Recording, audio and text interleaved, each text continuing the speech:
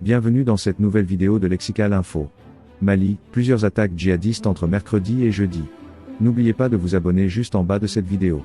L'une des attaques s'est produite à la frontière avec la Guinée.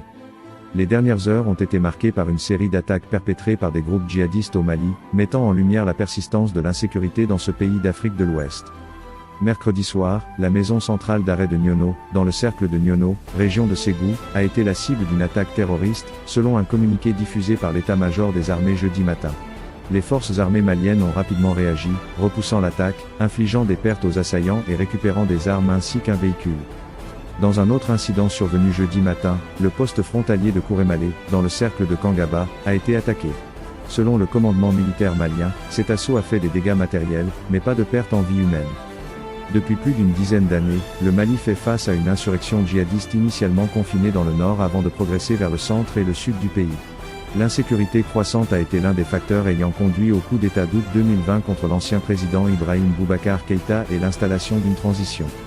Quelques mois plus tard, en mai 2021, la rectification de la transition dirigée par le président Bando a porté au pouvoir le colonel Assimi Goïta.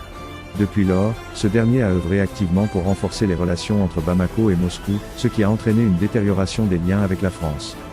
Cette détérioration des relations franco-maliennes a conduit Paris à annoncer le retrait de la force Barkhane, mission militaire française opérant au Sahel, qui avait succédé à l'opération Serval lancée en 2014.